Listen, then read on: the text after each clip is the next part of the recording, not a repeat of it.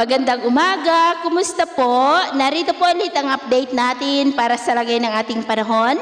Ngayong umaga po ng November 9, 2023 na kung saan sa ngayon po ay patuloy pa rin na binabantayan ang LPA na nasa labas ng ating area of responsibility na nananatili pa rin po na banta dito sa ating bansa at kasi po yan sa ipinapakita ng ilang mga weather models. Samantala, easterlies pa rin ang hangin na umiihip dito po sa ating bansa na dahilan ng mga pagkakabuo ng mga localized thunderstorm na nagdudulot po ng mga pag-uulan, lalo na po yan sa dakong hapon, gabi at madaling araw.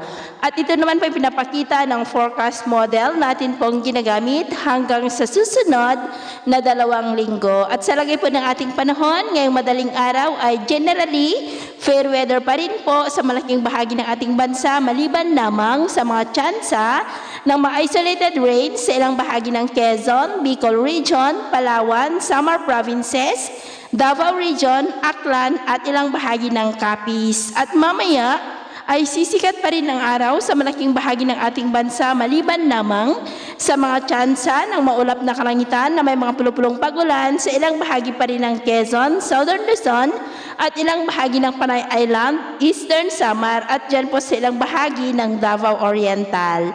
At mamayang hapon, generally, fair weather pa rin sa malaking bahagi ng ating bansa maliban lamang sa mga tsansa ng maulap na kalangitan with isolated rains, lalo na po dyan sa may southern part ng Mindanao. At sa atin naman po mga baybayin, wala naman po tayong nakataasan ng mga gale warning signals, pero iba yung pag-ingat lamang po kung papalaot tayo para mas makaiwas sa mga sakunang pangkaragatan.